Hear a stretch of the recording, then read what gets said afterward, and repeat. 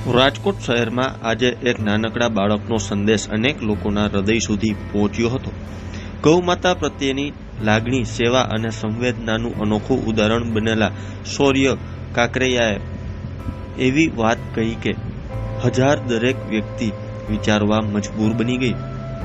ગૌમાતા માત્ર એક પ્રાણી નહીં, પરંતુ ભારતીય સંસ્કૃતિ, શ્રદ્ધા અને માનવતાનું પ્રતીક છે અને તેની સેવા માત્ર સૂત્રોચ્ચારથી નહીં, પરંતુ રોજિંદી જીવનમાં કરુણા દાખવાથી થાય છે।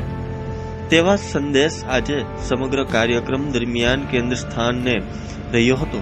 ભારતીય સંસ્કૃતિમાં ગૌ માતાને વિશેષ સ્થાન આપવામાં આવ્યું છે। સદીઓથી ગાયને માત્ર પશુ તરીકે નહીં, પરંતુ માતૃત્વ, કરુણા અને સ્મૃતિના પ્રતીક તરીકે જોવા આવે છે।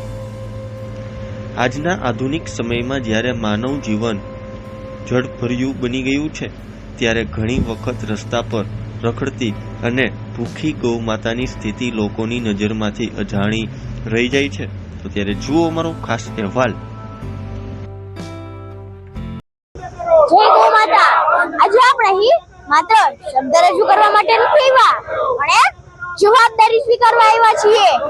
આજે આપણે ભેગા થયા છીએ એક મોટા હેતુ માટે।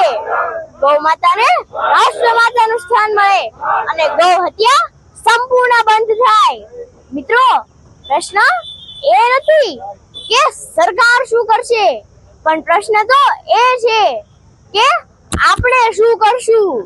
જો રસ્તા પર ગૌ માતા ભૂખી હોય અને આપણે નજર ફેરવી લઈએ તો કોઈ કાયદો તેને બચાવી શકશે નહીં, અને જો ગૌશાળા સંઘર્ષ કરી રહી હોય અને આપણે ચૂપ રહીએ તો કોઈ અભિયાન પૂરતું નહીં પડે।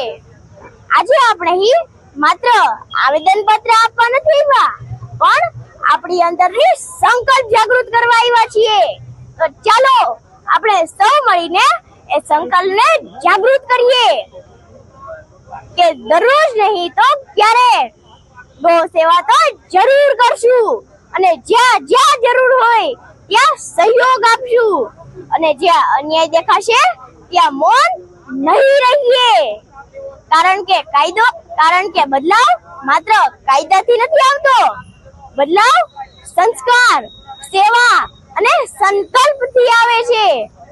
અંતમાં હું એટલું જ કહું છું, જ્યાં ગૌ માતાની રક્ષા થાય છે ત્યાં સમાજની આત્મા હંમેશા સુરક્ષિત રહે છે। તો ચાલો આપણે સૌ મળીને એ આત્માને જીવંત રાખવાનો સંકલ્પ કરીએ।